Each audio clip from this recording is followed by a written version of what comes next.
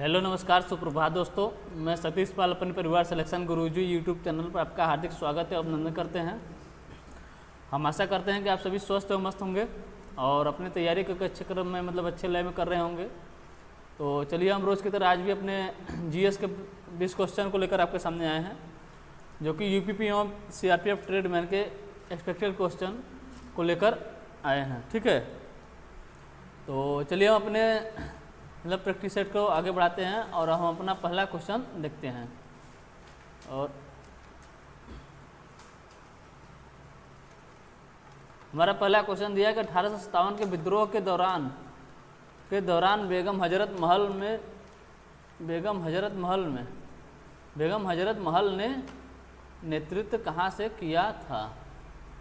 बेगम हजरत महल ने नेतृत्व कहाँ से किया था? ऑप्शन ए दिया आपका बिहार, ऑप्शन बी दिया है लखनऊ, ऑप्शन सी दिया है कानपुर, ऑप्शन डी दिया है बरेली। तो पूछे बेगम हजरत महल ने कहाँ से नेतृत्व किया था? तो ये की थी अपना लखनऊ से। कहाँ से? लखनऊ से। और 1857 का विद्रोह के बारे में अगर से बात करें, यह विद्रोह कब शुरू हुआ था? तो एक शुरू हुआ था 10 मई 1857 को। कहाँ से शुरू हुआ था? ये मेरठ से शुरू हुआ था। मेरठ से शुरू हुआ था। ठीक है, 10 मई 1857 को मेरठ से विद्रोह शुरू हुआ था और बेगम हजरत महल इसका नेतृत्व लखनऊ से कर रही थी। अब पूछे अगर से बिहार से इसका नेतृत्व कौन कर रहे थे? कहाँ से? बिहार से पूछे तो बिहार से कौन थे? कुंवर सिंह। कौन थे? कुंवर सिंह, जो कि बिहार के जमींदार थे। कहाँ के? बिहार के जमींदार थे। अगर से पूछे कानपुर से कौन भी इसका नेतृत्व कर रहे थे? आपसे नाना साहेब प्लस तात्या टोपे, ये सब कहाँ से नेतृत्व? कानपुर से नेतृत्व कर रहे थे। और बरेली से पूछे तो कहाँ से थे? खान बहादुर खान।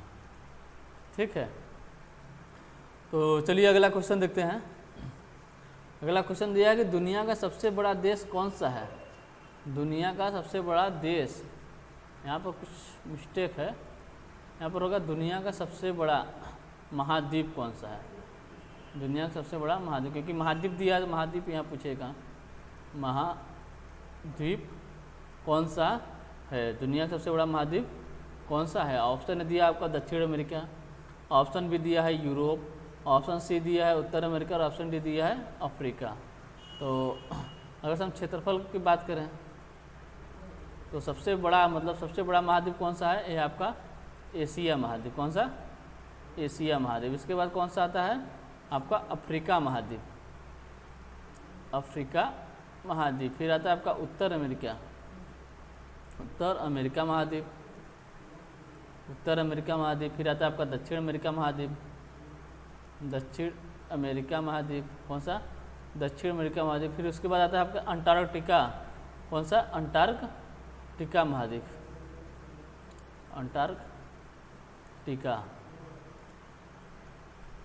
अंटार्कटिका महाद्वीप। फिर आता है उसके बाद यूरोप। कौन सा? यूरोप। फिर आता है आपका ऑस्ट्रेलिया। सबसे छोटा महाद्वीप ऑस्ट्रेलिया और सबसे बड़ा महाद्वीप एशिया महाद्वीप। कौन सा? एशिया महाद्वीप। कौन कौन से? फिर से एक बार देख ले क्षेत्रफल के आधार पे आपका सबसे बड़ा एशिया महाद्वीप, फिर आता है आपका अफ्रीका महाद्वीप, फिर उत्तर अमेरिका, फिर दक्षिण अमेरिका, फिर अंटार्कटिका, फिर आपका आता है यूरोप और फिर उसके बाद आता है ऑस्ट्रेलिया। तो हमारा सबसे बड़ा महाद्वीप कौन सा है? एशिया हो गया। सबसे छोटा पूछे तो ऑस्ट्रेलिया। तो पूछा था सबसे बड़ा महाद्वीप, तो सबसे बड़ा महाद्वीप कौन सा है? इसमें वो एशिया नहीं दिया तो इसके बाद का क्रम को ले लेते हैं। इसके बाद यानी एशिया अगर से ऑप्शन न हो तो यहाँ पर हो जाएगा क्या? अफ्रीका महाद्वीप। कौन सा हो जाएगा? अफ्रीका महाद्वीप, क्योंकि एशिया इसमें नहीं दिया है तो अफ्रीका दिया तो ऑप्शन डी हमारा सही आंसर होता है। ठीक है, अगर सब यहीं पर जनसंख्या के हिसाब से देखें कि कौन सबसे बड़ा महाद्वीप कौन सा है, या महाद्वीपों का क्रम देख लें तो जनसंख्या में भी सबसे बड़ा महाद्वीप कौन सा है? एशिया महाद्वीप है आपका। एशिया महाद्वीप है। फिर जनसंख्या में फिर आपका अफ्रीका महाद्वीप आ जाता है। कौन सा? अफ्रीका आता है। फिर आपका उत्तर अमेरिका होता है, उत्तर अमेरिका आता है। उत्तर अमेरिका आता है। फिर आता है आपका दक्षिण अमेरिका, दक्षिण अमेरिका कौन कौन से हो गए, एशिया हो गया, फिर अफ्रीका हो गया, फिर उत्तर नहीं, इसके बाद आता है आपका यूरोप महाद्वीप, सॉरी इसके बाद यूरोप। जनसंख्या के हिसाब से पहले एशिया हो गया, फिर अफ्रीका हो गया, फिर यूरोप हो गया, फिर उत्तर अमेरिका, फिर दक्षिण अमेरिका, फिर उसके बाद आता है आपका ऑस्ट्रेलिया, फिर उसके बाद आता है ऑस्ट्रेलिया, उसके बाद क्या आता है ऑस्ट्रेलिया, फिर इसके बाद अंटार्कटिका, क्योंकि उसे अंटार्कटिका महाद्वीप को निर्जन महाद्वीप भी कहा जाता है, वहाँ पर मतलब जनसंख्या नहीं है, इसलिए यहाँ पर अंटार्कटिका को सबसे नीचे रखा जाता है, अंटार्कटिका। ये क्या है, ये जनसंख्या के हिसाब से पहले एशिया महाद्वीप है, फिर अफ्रीका महाद्वीप है, फिर यूरोप महाद्वीप है, फिर उत्तर अमेरिका है, फिर दक्षिण अमेरिका, फिर ऑस्ट्रेलिया, फिर अंटार्कटिका। ठीक है, तो चलिए अगला क्वेश्चन देखते हैं। अगला क्वेश्चन है कि बुद्ध के जीवन की किस घटना को, बुद्ध के जीवन की किस घटना को शब्दपथ धर्म चक्र प्रवर्तन से परिभाषित किया जाता है। ठीक है, क्या शब्दपथ धर्म चक्र प्रवर्तन, धर्म चक्र प्रवर्तन से परिभाषित किया जाता है। अगर से हम गौतम बुद्ध की, महात्मा बुद्ध की बात करें, महात्मा बुद्ध की बात करें, इनका जन्म पूछ ले घर से कब हुआ था, इनका जन्म कब हुआ था 563 BC में। अगर पूछे कहाँ हुआ था, ये लुम्बिनी में हुआ था। आप पूछे अगर से इनकी मृत्यु तो हुआ था, इनकी मृत्यु कब हुई थी, इनका मृत्यु हुआ था 483 BC में। कब 483 BC में हुई थी। कहाँ पर, कुशीनगर में। कहाँ पर, कुशीनगर में। अगर पूछे इनके पिता कौन थे, इनके पिता, माता, पत्नी और पुत्र, इनके पिता कौन थे, तो इनके पिता कौन थे, शुद्धोधन, शुद्धोधन इनके पिता थे। इनकी माता का नाम क्या था, इनकी माता का नाम था महामाया, महामाया। और इनके पत्नी थी यशोधरा, यशोधरा। इनके पुत्र थे, इनके पुत्र कौन थे, राहुल, कौन थे, राहुल। अगर से पूछे इनका मतलब विवाह कब हुआ था, मतलब इनकी शादी कब हुई थी, इनकी शादी हुई थी इनकी 16 वर्ष के उम्र में, और 16 वर्ष के 12 साल बाद, यानी 16 वर्ष के 12 साल बाद,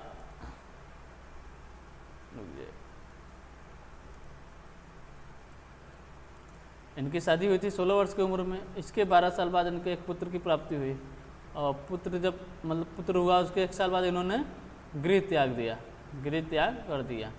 इन्होंने 29 वर्ष की उम्र में, टोटल 29 वर्ष की उम्र में गृह त्याग दिया। और इसके 6 वर्ष बाद, 29 वर्ष की उम्र में गृह त्याग दिया, और इसके 6 वर्ष बाद यानी 35 वर्ष की उम्र में इन्हें ज्ञान की प्राप्ति हुई, ज्ञान की प्राप्ति। अगर पूछे ज्ञान की प्राप्ति कब हुई थी, इन्हें 35 वर्ष की उम्र में ज्ञान की प्राप्ति हुई थी। हमारा क्वेश्चन था कि शब्द पथ चक्र प्रवर्तन शब्द परिभाषित किया जाए किससे संबंधित है। यह था आपका प्रथम उपदेश से। किससे था, प्रथम उपदेश से। अगर से पूछे किससे, प्रथम उपदेश, तो ऑप्शन सी हमारा सही आंसर होता है। अगर से पूछे इन्होंने प्रथम उपदेश कहाँ दिया था, तो कहाँ दिया था, इन्होंने वाराणसी के सारनाथ में। कहाँ पर, सारनाथ में। अगर से पूछे किसको दिया था, इन्होंने पाँच ब्राह्मण को दिया था, 5 ब्राह्मण को दिया था। अगर से उनके नाम पूछ ले, 5 ब्राह्मण कौन कौन से थे, एक थे आपके कौंडिन्य, क्या थे, कौंडिन्य। एक थे आपके वप्पा, कौंडिन्य वप्पा। एक थे आपके भोदिया, कौंडिन्य वप्पा भोदिया। मधनामा और 5वें थे आपके अस्सा। ये 5 ब्राह्मण थे जिन्हें गौतम बुद्ध ने सारनाथ में प्रथम उपदेश दिया था। और पूछा अगर से इन्होंने अंतिम उपदेश कब दिया था, मतलब कहाँ दिया था, अंतिम उपदेश कहाँ दिया था, तो अंतिम उपदेश इन्होंने कहाँ दिया था, कुशीनगर में। कहाँ पर, कुशीनगर में। और किसे दिया था, तो इन्होंने सुभद्र को दिया था। किसको, सुभद्र को इन्होंने अंतिम उपदेश दिया था। ठीक है, तो चलिए अगला क्वेश्चन देख लेते हैं। अगला क्वेश्चन दिया कि लोसर त्यौहार जो मोनपा जनजाति के लोगों द्वारा मनाया जाता है निम्नलिखित में से किस राज्य से संबंधित है। लोसर त्यौहार जो मोनपा जनजाति द्वारा मनाया जाता है निम्नलिखित में से किस राज्य से संबंधित है। ऑप्शन ए दिया आपका बिहार, ऑप्शन बी दिया अरुणाचल प्रदेश, ऑप्शन सी दिया असम और ऑप्शन डी दिया है गुजरात। तो ये किससे संबंधित है, कौन सा लोसर त्यौहार पूछा था, ये किस संबंधित है आपका अरुणाचल प्रदेश, किससे अरुणाचल प्रदेश से। ऑप्शन बी हमारा सही आंसर होता है। और अगर इस त्यौहार के बारे में पूछे तो यह त्यौहार 3 दिन का त्यौहार है, मतलब 3 दिन तक मनाया जाता है। कब? 3 दिन तक मनाया जाता है। अरुणाचल प्रदेश किस शहर में? तवांग शहर में। तवांग शहर में से बहुत धूमधाम से मनाया जाता है। और यह मतलब किस चीज़ को लेकर इस त्यौहार को चर्चित होते हैं या किस चीज़ के लिए इसे मनाते हैं, तो इसका मतलब सिद्धांत मानते हैं कि यह बुरी आत्माओं को भगाने के लिए और एक नए साल के तौर पे कि अच्छे दिन की मतलब शुरुआत हो, उसके लिए यह त्यौहार मनाया जाता है। ठीक है, चलिए अगला क्वेश्चन देख लेते हैं। अगला क्वेश्चन दिएगा 1875 में आर्य समाज की स्थापना किसने की थी।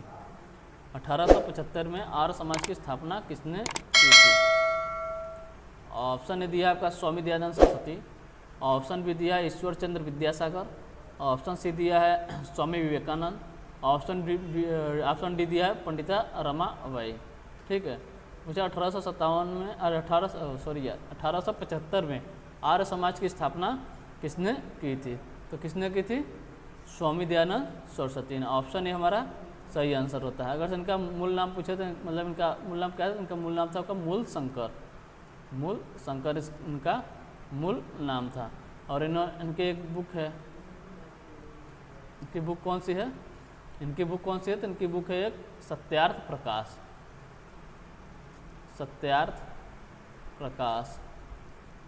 इन्हीं का एक नारा है या मतलब एक कथन है कि वेदों की ओर लौटो,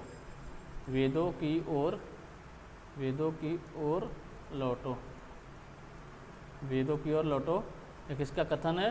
तो ये स्वामी दयानंद सरस्वती का कथन है। ठीक है, तो पूछा था 1875 में आर्य समाज की स्थापना किसने की थी। किसने की थी? स्वामी दयानंद सरस्वती ने की थी। चलिए अगला क्वेश्चन देखते हैं। अगला क्वेश्चन दिया है कि कुड़नकुलम नाभिक विद्युत संयंत्र किस राज्य में है। कुड़नकुलम नाभिक विद्युत संयंत्र किस राज्य में स्थित है। तो तमिलनाडु, ऑप्शन बी दिया है राजस्थान, ऑप्शन सी दिया है कर्नाटक, ऑप्शन डी दिया है गुजरात। यह किस राज्य में स्थित है? यह कुड़नकुलम की बात करें तो यह तमिलनाडु में स्थित है। यह भारत का सबसे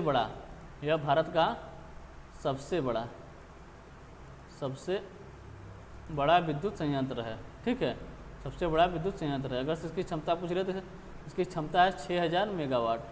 6000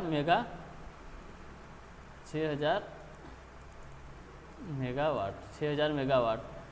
ठीक है, कुड़नकुलम नाभिक संयंत्र कहाँ स्थित है? यह तमिलनाडु में स्थित है। इस सबसे मतलब ये भारत का सबसे बड़ा नाभिक संयंत्र है। इसकी अगर क्षमता की बात करें तो 6000 मेगावाट इसकी क्षमता है। तमिलनाडु में एक और है कुड़नकुलम और कलपक्कम, ये भी तमिलनाडु में है। अगर राजस्थान की बात करें, राजस्थान में कौन सा विद्युत संयंत्र है? यहाँ पर है रावत भाटा। कर्नाटक की बात करें तो यहाँ पर है कैगा। कौन सा? कैगा। अब गुजरात की बात करें, गुजरात कौन सा है? काकरापार। काकरापार कहाँ का है? गुजरात का। और महाराष्ट्र में अगर पूछ ले कौन सा है? महाराष्ट्र में आपका तारापुर। एक है आपका उत्तर प्रदेश में। यूपी में कौन सा है? नरौरा उत्तर प्रदेश के बुलंदशहर में। कहाँ से है?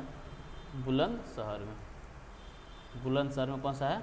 नरौरा उत्तर प्रदेश के बुलंदशहर में स्थित है। ठीक है, तो ऑप्शन ए हमारा सही आंसर होता है क्योंकि कुड़नकुलम कहाँ से? तमिलनाडु में है। और तमिलनाडु में कौन सा है? कलपक्कम है। राजस्थान में रावत भाटा, और कर्नाटक में कैगा है, और गुजरात में काकरापार, महाराष्ट्र में तारापुर, और उत्तर प्रदेश में नरौरा बुलंदशहर में। ठीक है, तो चलिए अगला क्वेश्चन देखते हैं। अगला क्वेश्चन दिया कि पाक जल संधि किन दो देशों के बीच स्थित है। ऑप्शन ए दिया है श्रीलंका और मालदीव, ऑप्शन बी दिया है भारत और श्रीलंका, ऑप्शन सी दिया है भारत और मालदीव, ऑप्शन डी दिया है इंडोनेशिया और मालदीव। तो पाक जल संधि की बात करते हैं कहाँ पर स्थित है, ये भारत और श्रीलंका के बीच स्थित है। ऑप्शन बी हमारा सही आंसर होता है। ठीक है, कहाँ पर, भारत और श्रीलंका के बीच स्थित है। भारत के दक्षिणी प्रांत एवं श्रीलंका के उत्तरी प्रांत के जाफना प्रायद्वीप में स्थित है। ठीक, चलिए अगला क्वेश्चन देख लेते हैं। अगला क्वेश्चन है कि आरबीआई का मुख्यालय कहाँ स्थित है। क्या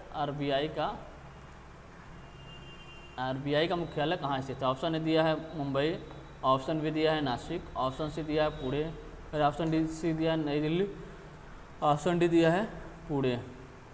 तो आरबीआई के अगर हम स्थापना की बात करें, आरबीआई की स्थापना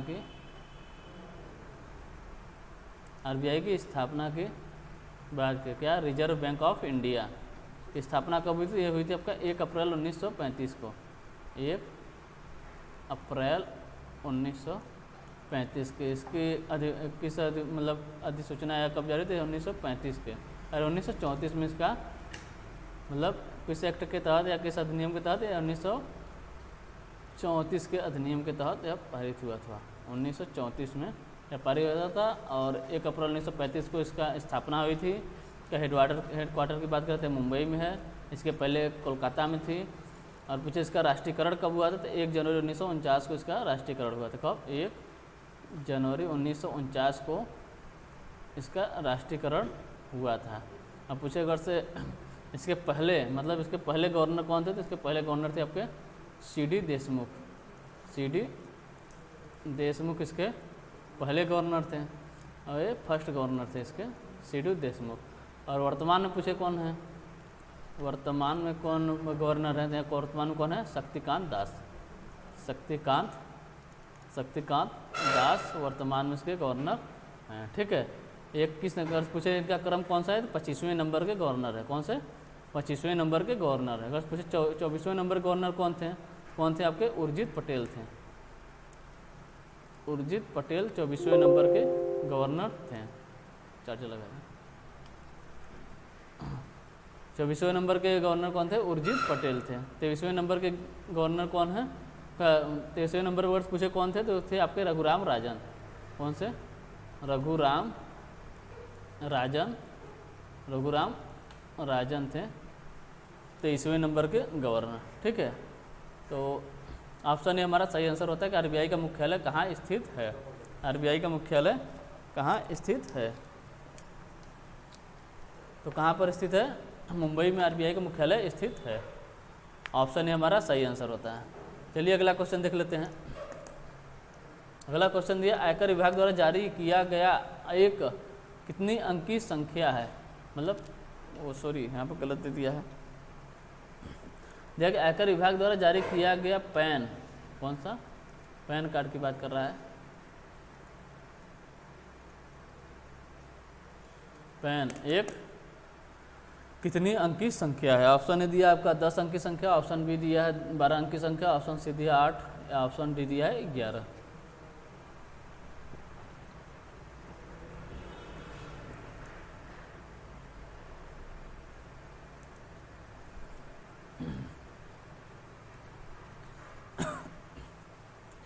आयकर विभाग द्वारा जारी किया गया पैन एक कितनी अंकी संख्या है, कितनी अंकी संख्या है, यह 10 अंकी संख्या। कितनी अंकी संख्या है, 10 अंकी संख्या। ठीक है, ऑप्शन ए हमारा सही आंसर होता है।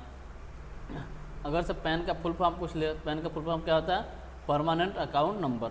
Permanent account number, permanent account number, permanent account number इसका फुल फॉर्म होता है। ठीक है, और ये 10 अंक किस प्रकार होते हैं, तो इसमें क्या होता है, पहले के जो 5 अक्षर होते हैं ये इंग्लिश के अक्षर होते हैं। पहले 5 अक्षर होते हैं, फिर 4 अंक होते हैं जो कि गणित के होते हैं, फिर लास्ट का एक इंग्लिश का अक्षर होता है। इसलिए इसे कहते हैं पहले 5 अक्षर, फिर 4 अंक, फिर 1 अक्षर, यानी टोटल 10 अंक की संख्या होती है। ऑप्शन है हमारा सही आंसर। अगर से आधार में पूछे कितने अंक होते हैं, इसमें आधार में कितने अंक होते हैं, आधार में टोटल आपके 12 अंक होते हैं। जीएसटी कार्ड में कितने होते हैं, जीएसटी में तो वहाँ पर होते हैं आपके 15 अंक। ठीक है, तो ऑप्शन ए हमारा सही आंसर होता है, क्योंकि पैन कार्ड में 10 अंक की संख्या होती है। ठीक, चलिए अगला क्वेश्चन देख लेते हैं। अगला क्वेश्चन है कि स्वतंत्रता दिवस को लाल किला पर राष्ट्रीय ध्वज कौन फहराता है। स्वतंत्रता दिवस पर लाल किला पर राष्ट्रीय ध्वज कौन फहराता है। स्वतंत्रता दिवस मतलब 15 अगस्त को लाल किला पर राष्ट्रीय ध्वज कौन फहराता है। ऑप्शन ने दिया है राज्यपाल, ऑप्शन बी दिया है न्यायाधीश, ऑप्शन सी दिया है प्रधानमंत्री, ऑप्शन डी दिया है राष्ट्रपति। तो कौन फहराता है, आपके प्रधानमंत्री फहराते हैं। अगर पूछे कहाँ फहराते हैं तो ये लाल किले फहराते हैं। ठीक है, और इस दिन क्या होता है, इस दिन मतलब जो झंडा होता है इसे ध्वजारोहण कहते हैं, जो कि नीचे से जो ऊपर खींच के ले जाते हैं तब फहराते हैं। और जो 26 जनवरी को होता है वहाँ पर राष्ट्रपति फहराते हैं। कहाँ पर फहराते हैं, 26 जनवरी गणतंत्र दिवस, यहाँ पर कौन फहराते हैं, यहाँ पर राष्ट्रपति फहराते हैं, राष्ट्रपति फहराते हैं। अगर पूछे कहाँ फहराते हैं, ये कर्तव्य पथ पर, कर्तव्य पथ पर इसे फहराते हैं। इसके पहले इसका क्या नाम था, इसका नाम था विजय पथ, जो कि 8 सितंबर 2022 को इसका नाम चेंज करके क्या कर दिया गया, कर्तव्य पथ कर दिया गया। तो राष्ट्रपति 26 जनवरी को कर्तव्य पथ पर झंडा फहराते हैं, राष्ट्रपति 26 जनवरी को कर्तव्य पथ पर झंडा फहराता है। ठीक है, तो पूछा था हमारा कि स्वतंत्रता दिवस पर कौन फहराते हैं, तो 15 स्वतंत्रता दिवस मतलब 15 अगस्त, यहाँ पर प्रधानमंत्री फहराते हैं। चलिए अगला क्वेश्चन देखते हैं। अगला क्वेश्चन है भारत के संविधान के निम्नलिखित में से कौन सा अनुच्छेद भारत के राष्ट्रपति के चुनाव की प्रणाली से संबंधित है। ऑप्शन ए दिया है अनुच्छेद 55, ऑप्शन बी दिया अनुच्छेद 60, ऑप्शन सी दिया है अनुच्छेद 61, ऑप्शन डी दिया है अनुच्छेद 51। तो अगर से पूछे राष्ट्रपति के चुनाव की प्रणाली की बात करें तो 21 अनुच्छेद में बताया गया, अनुच्छेद 55 में बताया गया। ऑप्शन ए हमारा सही आंसर होता है। अगर अनुच्छेद 60 की हम बात करें तो यहाँ पर क्या बताया गया, इनके शपथ के बारे में बताया गया। क्या, शपथ के बारे में, इस बारे में शपथ के बारे में अनुच्छेद 60। अनुच्छेद 61 में महाभियोग, राष्ट्रपति पर महाभियोग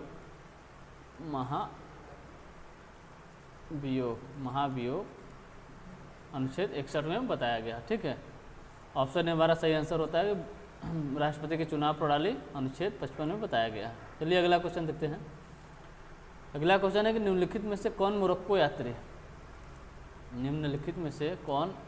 मोरक्को यात्री मोहम्मद बिन तुगलक के शासनकाल के दौरान भारत आया था। ऑप्शन ए दिया आपका अल मसूदी, ऑप्शन बी दिया सुलेमान अल ताजरी, ऑप्शन सी दिया इब्न बतूता, ऑप्शन डी दिया अब्दुल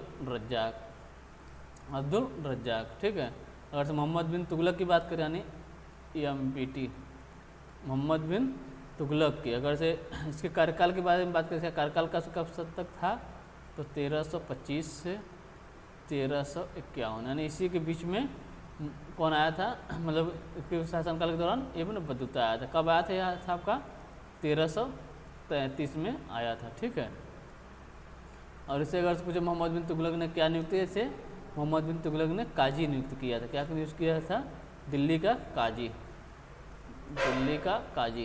किसे, इब्न बतूता को। किसने, EMBT ने, मोहम्मद बिन तुगलक ने दिल्ली का काजी नियुक्त किया था। और मतलब काजी मतलब न्याय विभाग का प्रमुख को काजी कहते हैं। ठीक, तो चलिए अगला क्वेश्चन देखते हैं। अगला क्वेश्चन है कि संविधान सभा की प्रथम बैठक के अध्यक्ष कौन थे। संविधान सभा की प्रथम बैठक के अध्यक्ष कौन थे। ये क्वेश्चन पहले क्वेश्चन में हो चुका है, लेकिन फिर भी एक बार बताते हैं। संविधान सभा की प्रथम बैठक के अध्यक्ष पूछा है। ऑप्शन ए दिया है doctor Rajendra Prasad, option B दिया है यश मुखर्जी, ऑप्शन सी दिया है doctor Sachidanand Sinha, option D दिया है डॉक्टर VN राव।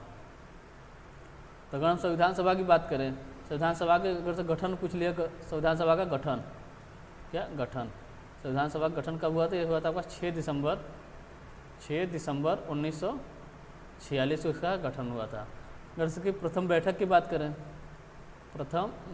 बात करें, पहली बैठक कब हुई थी, ये हुई थी आपकी 9 दिसंबर 1946 को, 9 दिसंबर 1946 को 19 दिसंबर 1946 को इसकी गठन होती है। और इसी दिन डॉक्टर सच्चिदानंद सिन्हा को, यानी प्रथम बैठक के दिन डॉक्टर सच्चिदानंद सिन्हा को संविधान सभा का अस्थायी अध्यक्ष बनाया था। क्या बनाया था? अस्थायी अध्यक्ष बनाया था। किसको? डॉक्टर सच्चिदानंद सिन्हा को। ऑप्शन सी हमारा सही आंसर होता है कि पहले अध्यक्ष या अस्थायी, मतलब संविधान सभा के पहले अध्यक्ष पूछा थे, यहाँ पर कौन? डॉक्टर सच्चिदानंद सिन्हा। और अगर से दूसरी बैठक कब हुई थी? दूसरी बैठक हुई थी आपको 11 दिसंबर 1946 को दूसरी बैठक हुई थी। और इस दिन क्या हुआ था? इस दिन डॉक्टर राजेंद्र प्रसाद को, किसको? डॉक्टर राजेंद्र प्रसाद को स्थायी अध्यक्ष नियुक्त किया गया था। स्थायी अध्यक्ष नियुक्त किया गया था। अगर हम डॉक्टर सच्चिदानंद सिन्हा की बात करते हैं, अगर से पूछे प्रथम बैठक में डॉक्टर सच्चिदानंद सिन्हा अस्थायी अध्यक्ष बनते हैं, और मतलब पूछ लेता है कि मतलब इन्हें अस्थायी अध्यक्ष डॉक्टर सच्चिदानंद सिन्हा को ही क्यों बनाया था? क्यों बनाया गया था? क्योंकि ये उस सभा के सबसे बुजुर्ग या सबसे बुजुर्ग व्यक्ति थे। ठीक है, सबसे बुजुर्ग व्यक्ति थे। और पूछ लिया अगर से सबसे बुजुर्ग व्यक्ति सबसे मतलब ये अस्थायी अध्यक्ष बनेगा, ये कहाँ से लिया गया? तो फ्रांस से लिया गया था। ठीक, तो ऑप्शन सी हमारा सही आंसर होता है। चलिए अगला क्वेश्चन देखते हैं। अगला क्वेश्चन क्वेश्चन नंबर 14 है। क्वेश्चन है कि राष्ट्रीय स्टार्टअप दिवस कब मनाया जाता है? राष्ट्रीय स्टार्टअप दिवस कब मनाया जाता है? ऑप्शन दिया 15 जनवरी, ऑप्शन भी दिया है आपका 16 जनवरी, ऑप्शन सी दिया है 23 जनवरी, ऑप्शन डी दिया है 25 जनवरी। तो राष्ट्रीय स्टार्टअप दिवस की बात करते हैं कब मनाया जाता है? 16 जनवरी को मनाया जाता है। ऑप्शन बी हमारा सही आंसर होता है। अगर हम 15 जनवरी की बात करें तो यहाँ पर क्या होता है? थल सेना दिवस। थल सेना दिवस कब मनाया जाता है? 15 जनवरी को मनाया जाता है। 23 जनवरी कौन सा दिवस मनाया जाता है? तो 23 जनवरी को सुभाष चंद्र बोस का जन्म दिवस। कौन सा दिवस है वो? पराक्रम दिवस मनाया जाता है। कौन सा दिवस? पराक्रम दिवस। पराक्रम दिवस कब मनाया जाता है? तो मनाया जाता है आपका 23 जनवरी को। अगर 25 जनवरी की बात करें तो यहाँ पर कौन सा दिवस है बनाया जाता है? यहाँ पर होता है मतदाता दिवस। मतदाता दिवस कब मनाया जाता है? ये मनाया जाता है आपका 25 जनवरी को मनाया जाता है। ठीक है, चलिए अगला क्वेश्चन देखते हैं। अगला क्वेश्चन दिया है कि गोल्डन गर्ल किसकी पुस्तक है? गोल्डन गर्ल किसकी पुस्तक है? ऑप्शन ए दिया है सानिया मिर्जा, ऑप्शन बी दिया है पीटी उषा, ऑप्शन सी दिया है साइना नेहवाल, ऑप्शन डी दिया है मैरी कॉम। तो गोल्डन गर्ल किसकी पुस्तक है? तो आपकी पीटी उषा की पुस्तक कौन सी है? Golden girl. अगर से सानिया मिर्जा की पुस्तक की बात करें तो क्या है? S against oats.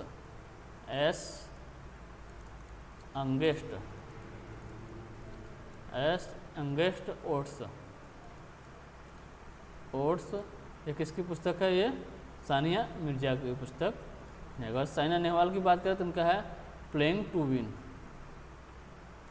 Playing to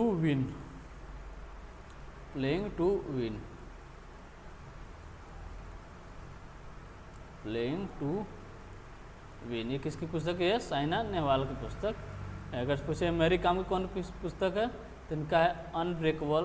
क्या? अनब्रेकेबल इन ऑटोबायोग्राफी।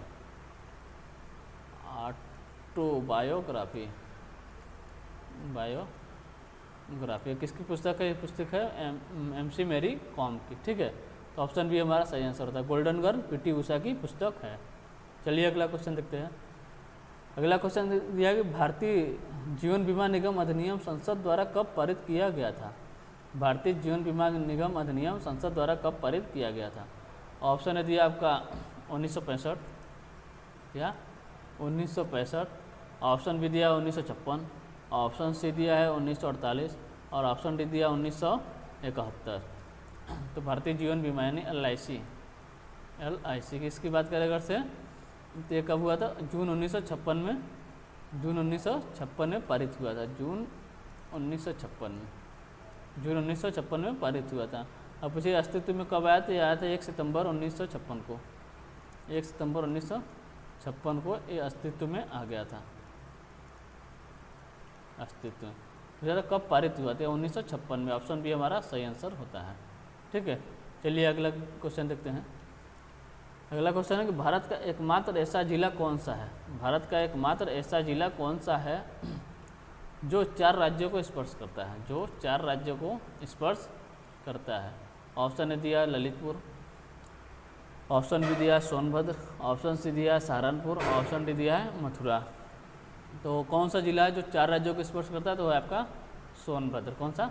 सोनभद्र। और कौन कौन से राज्य को स्पर्श करता है, ये राज्य हैं, एक हो गया आपका मध्य प्रदेश, एक हो गया आपका छत्तीसगढ़, कौन सा?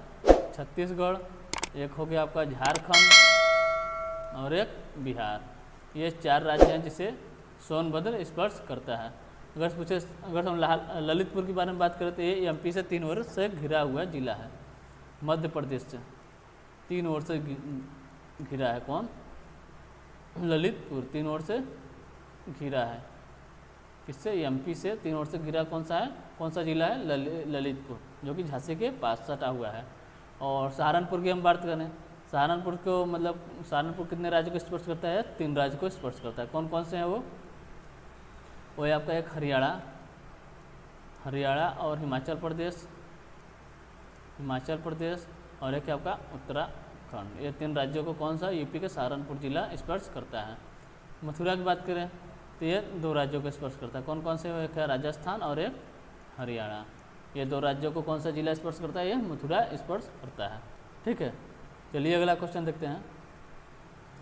अगला क्वेश्चन है मिशन इंद्रधनुष योजना का संबंध किससे है? मिशन इंद्रधनुष योजना का संबंध किससे है? ऑप्शन ए दिया टीकाकरण, ऑप्शन बी दिया है बैंकिंग सुधार, ऑप्शन सी दिया ए और बी दोनों, और ऑप्शन डी दिया इनमें से कोई नहीं। अगर मिशन इंद्रधनुष योजना की बात करें तो यह लागू कब से हुआ था? 25 दिसंबर, कब? 25 दिसंबर 2014 से यह लागू हुआ था। ठीक है, अब मुझे इसका संबंध किससे है? मिशन इंद्रधनुष योजना का संबंध टीकाकरण से संबंधित है। अगर पूछे सिर्फ इंद्रधनुष योजना का संबंध किससे है तो बैंकिंग सुधार से। इंद्रधनुष योजना पूछे तो है आपका बैंकिंग सुधार, और मिशन इंद्रधनुष पूछे तो टीकाकरण से संबंधित है। ठीक, चलिए अगला क्वेश्चन देखते हैं। अगला क्वेश्चन है कि कुशोक बकुला रिम्पोचे हवाई अड्डा कहाँ स्थित है? कुशोक बकुला रिम्पोचे हवाई अड्डा कहाँ स्थित है? तो ऑप्शन ए दिया आपका गोवा, ऑप्शन बी दिया है कोची, ऑप्शन सी दिया लद्दाख और ऑप्शन डी दिया असम। तो कुशोक बकुला रिम्पोचे हवाई अड्डा तो यह कहाँ पर है? ये आपका लद्दाख में है। यह भारत का सबसे ऊंचा हवाई अड्डा है। यह किसके नाम पे है? तो यह कुशोक बकुला के नाम पे रखा गया है। कुशोक बकुला कौन थे? तो ये लद्दाख के आध्यात्मिक नेता माने जाते हैं। ये मंगोलिया में मतलब भारत की तरफ से राजदूत भी रह चुके थे। ठीक है, तो लद्दाख हमारा ऑप्शन सी हमारा सही आंसर होता है। यह भारत का सबसे ऊंचा हवाई अड्डा है और विश्व में पूछे तो इसका नंबर कौन सा है? 22वें नंबर का विश्व में है। ठीक, चलिए अगला क्वेश्चन देखते हैं। ये हमारा अंतिम क्वेश्चन है आज का। क्या है कि काला नमक चावल उत्सव किस राज्य में मनाया जाता है? काला नमक चावल उत्सव किस राज्य में मनाया जाता है? ऑप्शन ए दिया आपका बिहार, ऑप्शन बी दिया है मध्य प्रदेश, ऑप्शन सी दिया है उत्तर प्रदेश और ऑप्शन डी दिया है छत्तीसगढ़। तो काला नमक चावल उत्सव के बारे में अगर से बात करते हैं, कहाँ मनाया जाता है? ये मनाया जाता है आपका उत्तर प्रदेश में। उत्तर प्रदेश कहाँ पर? सिद्धार्थनगर जिले में, सिद्धार्थनगर में, यूपी के सिद्धार्थनगर में काला नमक चावल उत्सव मनाया जाता है। ठीक है, तो ऑप्शन सी हमारा सही आंसर होता है। ठीक, तो आज के लिए बस इतना ही। अब मिलते हैं आपसे अगले प्रैक्टिस सेट में। हाँ, एक चीज़ याद रखिए, मतलब इसे शेयर करना ना भूलें। अगर सेशन आपको अच्छा लग रहा है तो लाइक और सब्सक्राइब जरूर करें। ठीक है, तो आज के लिए बस इतना ही। तब तक के लिए टेक केयर, बाय बाय, जय हिंद, जय भारत।